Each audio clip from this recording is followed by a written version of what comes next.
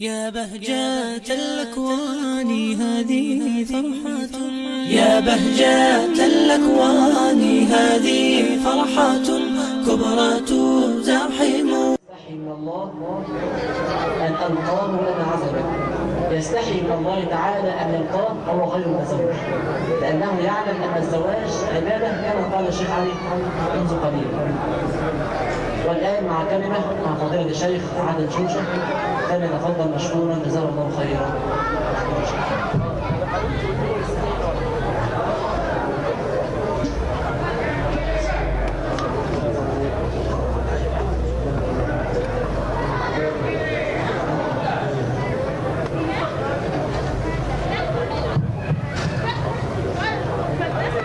بسم الله والحمد لله والصلاة والسلام على رسول الله صلى الله عليه وعلى آله وصحبه وسلم تسليما كثيرا.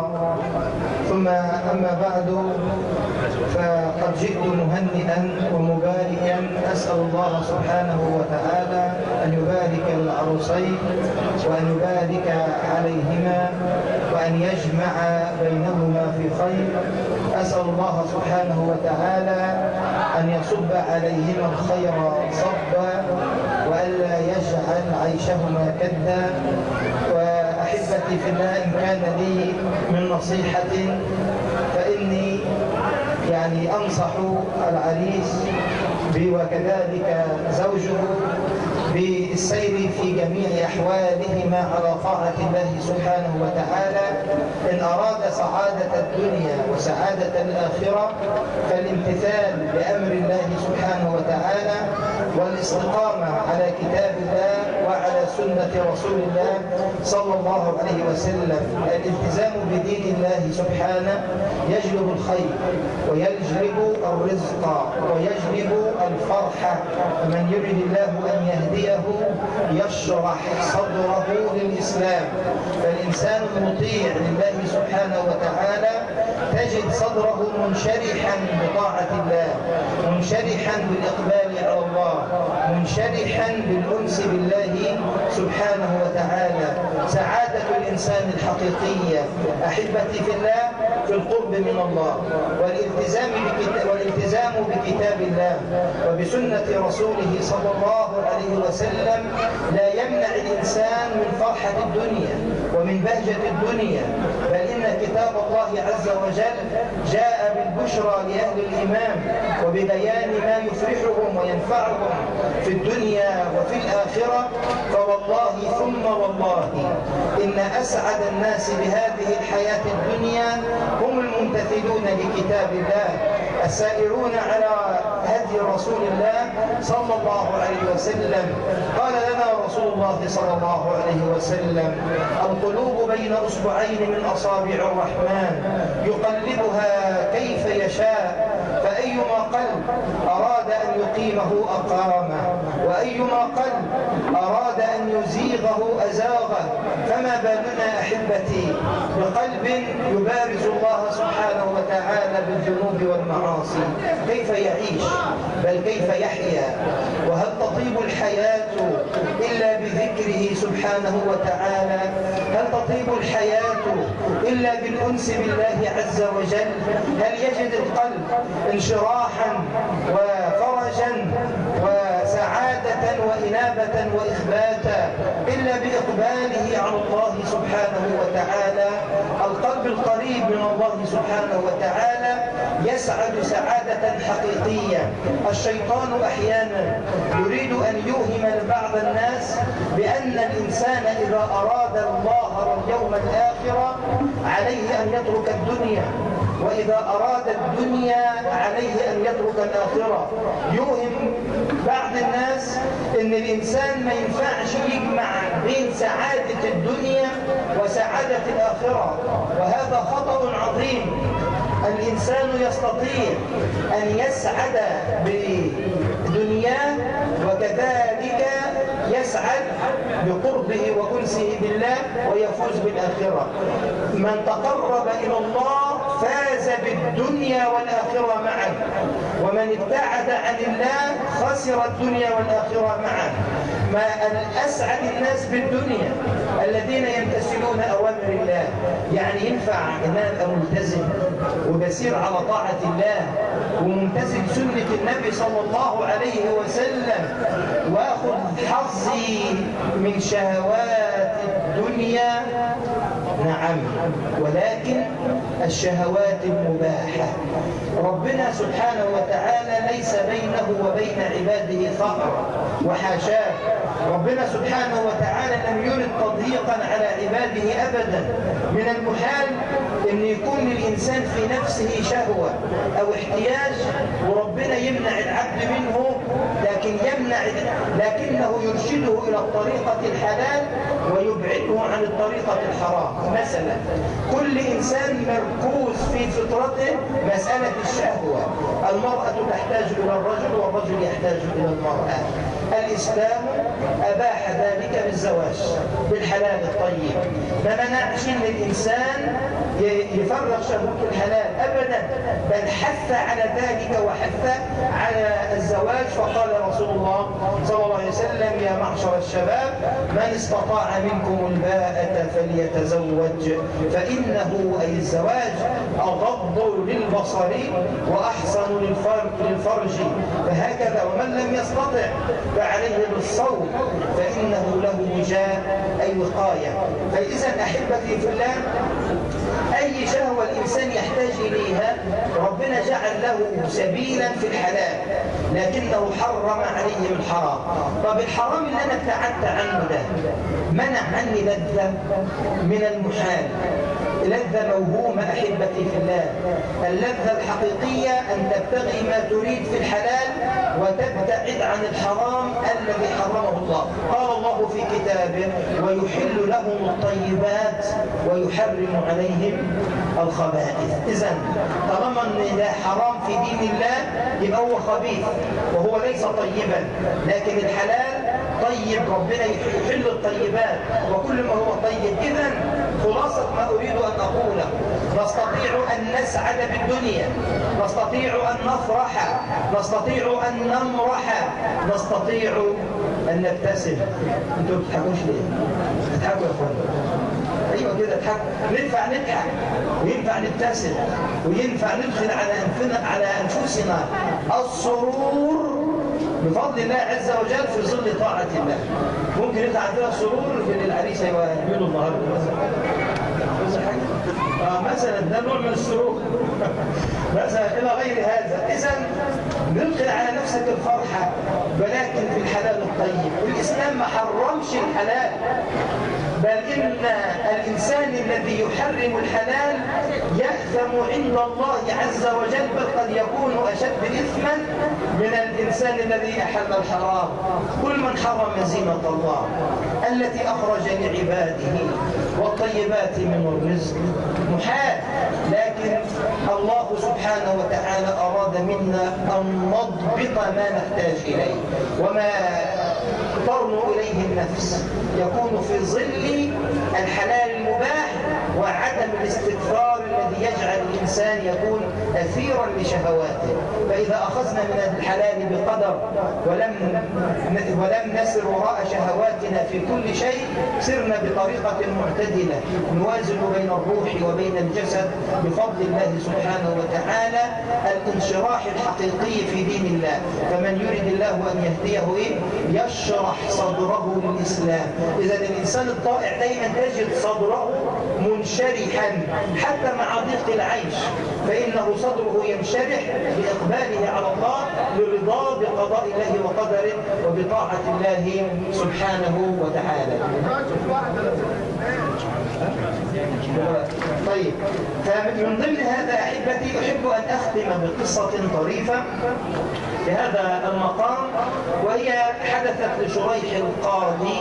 وهذا الرجل يعني تولى القضاء بعد الشعبي، والشعبي هذا كان رجل من يعني عنده علم كبير جدا. من كثرة علمه كان يفتي في وجود الصحابة، يعني والصحابة متوافرون كان يفتي في وجود الصحابة، وهو اللي كان ماسك القضاء قبل شريح القاضي. فأول جلسة قضاء مسكها، أول جلسة قضاء مسكها اعتزل القضاء. بسبب إيه بقى؟ بسبب كانوا راجل وزوجته بيشتكوا له، وكان الزوج شاعر، وانت عارف الشاعر صاحب اللسان لو جيت عليه بقى يعمل فيك ايه؟ يعني كان امير الشعراء احمد شوقي كان له اشعار قمه في الايمان واشعار ثانيه ضدها. فسالوه قالوا له انت ازاي عملت الاثنين دول؟ فقال انت ما قراتوش قول الله تعالى والشعراء يتبعهم الغاوون الم ترى انهم في كل واد يهمون. انت عاوز تتكلم فيه وانا اتكلم معاك اسير معك. بعض الناس بيقولوا له انت شاعر، قال لا من الغاوين. بس الشاهد طبعا الشعر الحلال ما فيش فيه اشكاليه ابدا. الشاعر الطيب ده او الشاهد يعني الشاعر اللي جه في القضيه، الراجل شاف الشهود، شاف المراه، شاف الرجل، لقى الحق مع المراه، حكم بيه. مصيبه بقى. قام قايم الشاعر ده وقايل ايه بقى؟ فتن الشعبي لما رفع الطرف اليه. عاوز يقول له لما شافها افتتن بيه. فتنته ببنان بجسمها يعني وبخطي مقلتيها. قال للجلواز يعني للشرطي قدمها، عمل يدس فيرست يعني، قدمها واحضر شاهديها، وقضى جورا على الخصم ولم يقضي عليها. فما كان من الشعبي إلا وأن قاموا أوجعوا ضربا وقال والله ما حكمت إلا بكتاب الله وبسنة رسوله وأنا من في السكة دي. واعتزل القضاء، مسك بعده شريح القاضي، قدر يوفق المسائل. شريح ده لما اتجوز بقى الشعبي بيقول له إيه؟ بيقول له ما حالك مع زوجتك؟ أخبارك إيه مع زوجتك؟ بعد إيه بقى؟ مش لما اتجوز، ده بيقول له بعد الجواز ب20 سنة زواج. فقال والله بخير حال ما رأيت منها شيئا قط إلا في مرة أو مرتين وكنت ظالما له. ما حصلش بيننا مشكلة، يعني اتنين متجوزين بقالهم 20 سنة ما فيش مشاكل، ما فيش مرة دي عيشة ده ما رأيت منه خيرا قط، ما فيش مرة قاعدين صابرين على المر واللي مصبرنا عليه الأمر منه، ما فيش مرة روح الحق لأبوكي الحق لأهلك، ما فيش مرة تبص تلاقيه كاتب على الجوال مثلا، مفيش جوالات أيامها طبعا، في حق المرأة مثلا كاتب في حقها مثلا يعني أخذ صبري أو إلى غير هذا مما نراه من الأحوال. أبدا عيشة سعيدة سعيد، معقول بتصلي وتصوم وتتبع هذه الله، ما عندكش مشكلة وسعيد وما فيش مشاكل، انتوا الاثنين سعداء. نعم. قال له كيف؟ السعادة دي جت منين بقى السنين الطويلة دي كلها؟ فقال في ليلة البناء لما دخلنا إذا بي وجدت حسنا فتانا. دخل المرأة في أدها زينتها هكذا، فقام قايل إيه بقى؟ قال فصليت ركعتين شكرا لله. وده ما ثبتش من فعل النبي، لكن هو فعل هذا من باب قول الله وإذ تأذن ربكم لئن شكرتم لأزيدنكم. فقام قايل إيه؟ أنا هصلي ركعتين شكرا لله. قالت له أنت بتتلكك؟ لا ما قالش كده، امال عملت إيه؟ قال فوجدتها ورائي تصلي بصلاتي. بس يكونوا ركعتين خفاف، هو العريس مش هنا ولا ايه؟ كان ماشي يبقوا خفاف، خفاف يصلي يبقى ركعتين خفاف. الشاهد فوجدتها تأتم بصلاتي وتصلي بنفس الصلاة اللي أنا بصليها من الأول كده. عارفة إن البيت إن المركب اللي فيها رئيسين تغرق، لازم واحد، ما ينفعش أكتر من كده. فالشاهد من هذا المقام قامت صلت بي. بعد انتهاء من الصلاة الزوجة قالت له إيه بقى؟ إن الحمد لله نحمده ونستعينه ونستغفره ونعوذ بالله من شرور أنفسنا وسيئات أعمالنا. أما بعد تخطب ليلة الجواز، فإنه قد كان لي من أهلي من هو كفء لي، وقد كانت لك من أهلك من هي كفء لك، ولكنه أمر الله إذا قضى أمره كان مفعولا. ده قضاء وقدر، قضاء وقدر، خلاص ما في إشكالية، مش هتتجوز إلا مراتك. هكذا أخبرني بما تحب فآتيه وبما تكره فأطرد. من الأول عقل هكذا، عايزة البيت تمشي هكذا. قال فأحوجتني والله إلى الفطر. أنا عامل حسابي داخل ليلة الدخل، مش داخل أتكلم خطبة إيه اللي أنا داخل أتكلم فيها دي. قال فقلت إن الحمد لله أحمده وأستعينه وأستغفره وأستهديه إلى آخره. ثم قال أما بعد فإنك قلت كلاما إن التزمت به يكن حجة لك وإن خالفته يكن حجة عليك، وأما قضى فرصة وأن أحب كذا وكذا وكذا وكذا، وبين الضوابط الوضوح في العلاقة.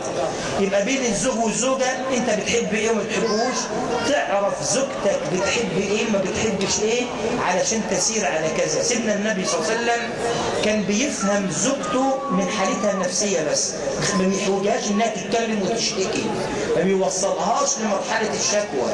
يقول صلى الله عليه وسلم لأمنا عائشة إني أعرف متى تكوني عني راضية ومتى تكوني غضبة. قالت كيف يا رسول الله؟ قال إذا كنت راضية عني قلت ورب محمد، وإذا كنت غضبة قلت ورب إبراهيم. قالت عائشة نعم لا أهجر إلا اسمك.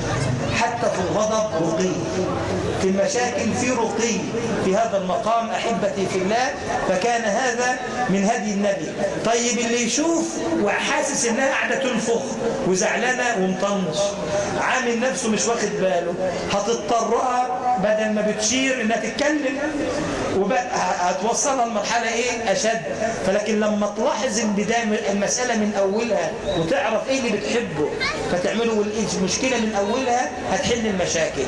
يبقى كده الوضوح أخبرني بما تحب فآتيه وبما تكره وكذا زوجته.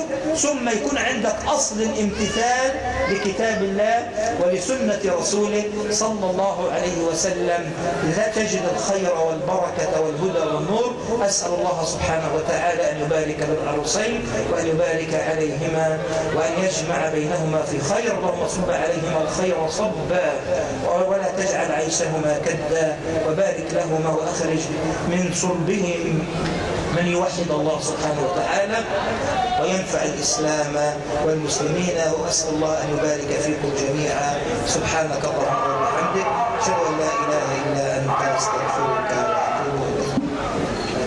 نعتذر عشان جزاكم الله خيرا. السلام عليكم. جزا الله خيرا شيخنا الشيخ عادل على المقدم، ونسأل الله تعالى أن يكتب له العلم النافع والعمل الصالح آمين يا رب العالمين. أحبتنا، يقول الإمام طاووس عليه رحمة الله: لا يتم نسك الشاب حتى يتزوج.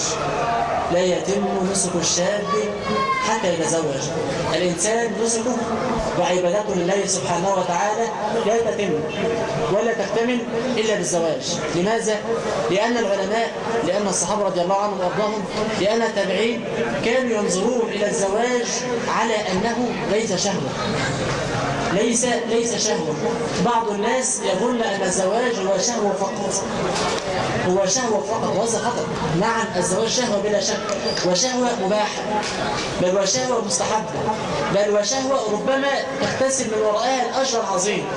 ولكن لابد أن تكون نيتك بهذا الزواج قبل الشهوة العبادة، التقرب، طاعة الله سبحانه وتعالى، أن تتعبد لله عز وجل بالزواج، أن تتعبد لله عز وجل بهذا النكاح.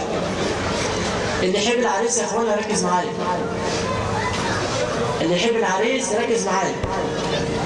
فالزواج من أعظم النعم ومن أعظم العبادات التي ينعم الله تعالى ويتقرب بها الإنسان إلى ربه سبحانه وتعالى، لا سيما إذا كانت عندك زوجة صالحة. يقول النبي صلى الله عليه وسلم: الدنيا متاع وخير متاعها المرأة الصالحة.